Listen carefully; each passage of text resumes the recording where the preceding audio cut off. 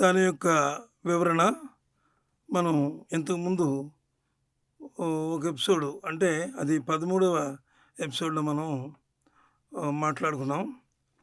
అందులో గంగాదేవి తన బిడ్డలందరినీ కూడా అంటే 8 మంది బిడ్డల్ని ఆవిడ కాన్పు అనుకున్నాం.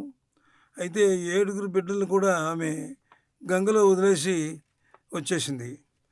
అయితే 8వ బిడ్డను కూడా నదిలో వదిలేస్తుండగా అప్పుడు శంతను మహారాజు ఏం చేశాడంటే వెళ్ళి అడ్డుపడ్డాడు. అంటే ఆవిడ మొదట్లోనే షరతు విధించింది. ఏమని?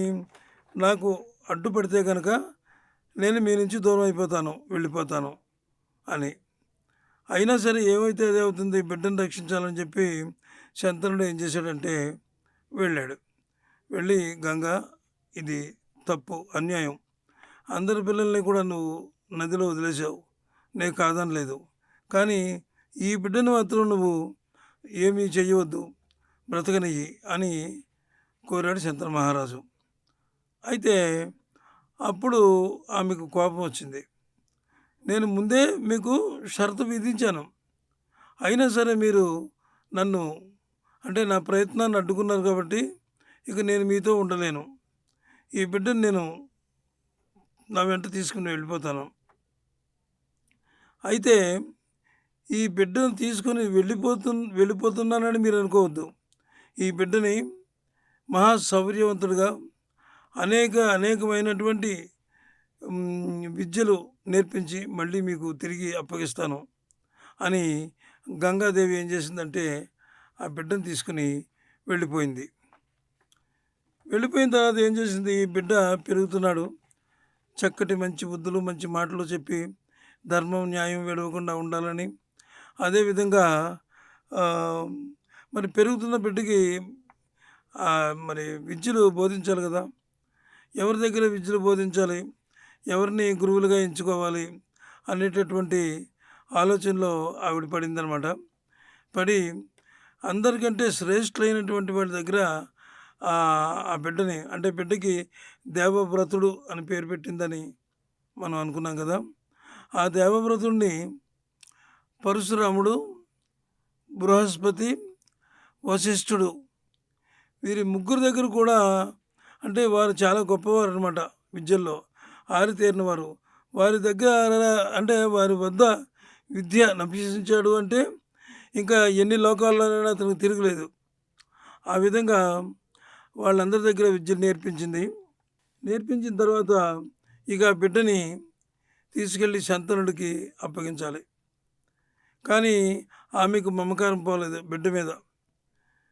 తన బిడ్డ ప్రయోజకుని చేశాను కరెక్టే, అయితే ఆయనకు అప్పచెప్తానని మాట ఇచ్చాను, తప్పదు ఇచ్చేయాలి అని ఆ బిడ్డను దీవించి తీసుకొచ్చి శంతనుడి దగ్గరికి వచ్చింది.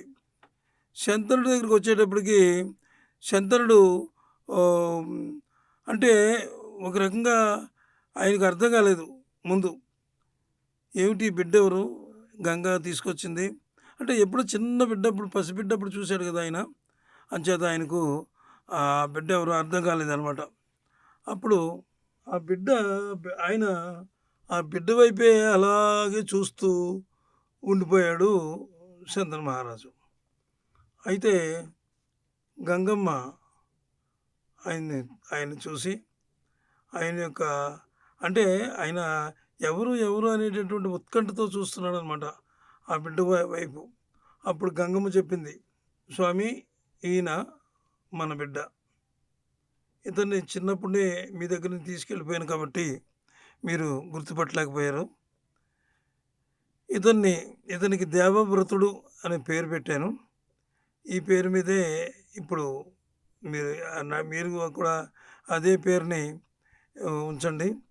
అయితే ఈ ఈ అబ్బాయికి నేను చిన్నతనం నుంచే ధర్మం, న్యాయం అన్నీ కూడా నేను నేర్పాను. నేను నేర్పిన ధర్మం, న్యాయం ఎలా నడవాలి మనిషి అనేది నేను నేర్పాను.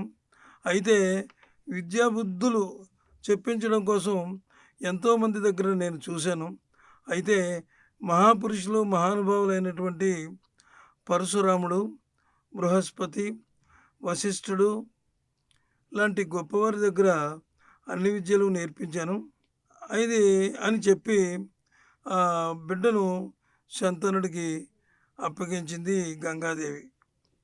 గంగాదేవి అప్పగించింది కానీ ఆ బిడ్డను మమకారం పోలేదు బిడ్డ మీద. బిడ్డ మీద మమకారం పోక ఇంక వదలలేక వదిలి బిడ్డని వెళ్ళిపోయిందనమాట. వెళ్ళిపోయిన తర్వాత అప్పుడు ఆ బిడ్డను తీసుకొని తన బిడ్డను తీసుకొని ఆ శంతను మహారాజు చాలా ఎంతో చాలా సంతోషించాడు. అప్పగించి వెళ్ళిపోయింది. తర్వాత ఆ దేవవ్రతుడే భీష్ముడు అనమాట. ఆ భీష్ముడి తర్వాత పుట్టినవారే విచిత్ర వీర్యుడు, చిత్రాంగదుడు. వారిద్దరూ చనిపోయిన తర్వాత పుట్టినవారు ధృతరాష్ట్రుడు, పాండురాజు, అలాగే యమధర్మరాజు అంశతో విదురుడు పుట్టారనమాట. ఇది అంటే ఇది మహాభారతం ఇతిహాసంలో ఉన్నటువంటి కురువంశం చరిత్ర అన్నమాట. ఈ కురువంశం చరిత్ర గురించి ఇప్పుడు మనం తెలుసుకున్నాం కదా. తర్వాత మహాభారతంలో ఏం జరిగింది, ఏ ఏ మలుపులు ఎక్కడెక్కడ ఎలా తిరిగింది కదా అనేది ఏమిటో మనం చూద్దాం. ఇప్పుడు ప్రతి యుగంలోనూ రాక్షసులు పుట్టడం, వారిని దైవశక్తులు సంహరించడం జరుగుతూ ఉంటుంది. అంటే ఎక్కడైనా సరే న్యాయం, ధర్మం ఉండాలి. అధర్మం పెచ్చిరెళ్ళినప్పుడు, దుర్మార్గాలు ప్రబలిపోయి, దౌర్జన్యాలు పెరిగిపోయి, అన్యాయాలు, అక్రమాలు పెరిగినప్పుడు పరమేశ్వరుడు, పరమాత్మ, శ్రీమన్నారాయణమూర్తి అవతరిస్తాడని మనం చాలా వాటిల్లో మనం చెప్పుకున్నాం. అలాగే ఈ ఈ దైవశక్తులు అంటే రాక్షసులు పుట్టారు. ప్రతి యుగంలో పుట్టినట్టే ఈ యుగంలో కూడా పుట్టారు. పుట్టిన తర్వాత ఆ రాక్షసులు పుట్టడం, వారిని దైవశక్తులు సంహరించడం జరుగుతూ ఉంటుంది. రాక్షసులు అంటే సినిమాల్లో చూపించేటటువంటి రూపాల్లో ఉండరు. ప్రజలకు హాని అంటే అన్యాయం తలపెట్టే శక్తి ఏ రూపంలో ఉన్నా సరే అది రాక్షసుడే. అలాగే మహాభారతంలో కూడా రాక్షస శక్తులను అంతం చేయడానికే శ్రీమన్నారాయణమూర్తి శ్రీకృష్ణ పరమాత్మగా అవతరించాడు. మహాభారతాన్ని చరిత్రకారులు పాండవ యుద్ధంగానే చూశారు. కురు పాండవ యుద్ధమే అంటే కౌరవులకి, పాండవులకి మధ్యన వచ్చినటువంటి యుద్ధం మాత్రమే ఇది. అంటే రెండు కుటుంబాల మధ్య వచ్చిన యుద్ధం అని చాలామంది అన్నారు. అలాగే వాటి మీద వ్యాసాలు, అనేక రకాలుగా సినిమాలు అవి అన్నీ తీశారు. అయితే ఇది కేవలం కురు పాండవ యుద్ధమే కాదు, దేవతలకు, రాక్షసులకు మధ్య జరిగిన యుద్ధం కూడా ఇది. ఈ విషయాన్ని వ్యాసుల వారే భారతంలో చెప్పారు. మహాభారత కాలంలో అంటే ఈ మహాభారత కాలంలో దుష్ట శిక్షణ చేశారు పరమాత్ముడు.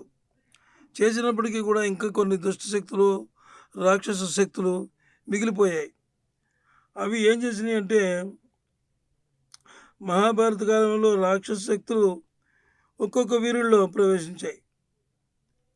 అంటే ఉదాహరణకు ఇవి ఎన్ని పేర్లు మన తర్వాత వస్తాయి అంటే కంసుడు అని, లేకపోతే హిరణ్యకశిపుడు అని, ఇట్లాంటి వాళ్ళలో ఈ రాక్షస శక్తులని చేరినాయి అన్నమాట. మనం జాగ్రత్తగా గమనిస్తే భగవద్గీత, భాగవతాల్లో ఈ విషయాలు స్పష్టంగా మనకు తెలుస్తుంది అన్నమాట. ఈ మహాభారతం విషయంలోకి వస్తే మనం ప్రతి ఎపిసోడ్లో కూడా ఏదో ఒక ప్రబోధం, ఏదో ఒక మెసేజ్, ఒక మంచి సాంప్రదాయబద్ధమైనటువంటి విషయాలు ప్రతి ఎపిసోడ్లోనూ ఉంటూ ఉంటాయి. అందరూ కూడా తప్పకుండా లింకు ప్రకారంగా చూస్తూ ఉండండి. ఇది 14వ ఎపిసోడ్. ఇది 15వ ఎపిసోడ్ కోసం మీరంతా ఎదురు చూడండి. అందులో చాలా ముఖ్యమైనటువంటి విషయాలు ఉన్నాయి. మరి చూడండి. నమస్తే. సెలవు.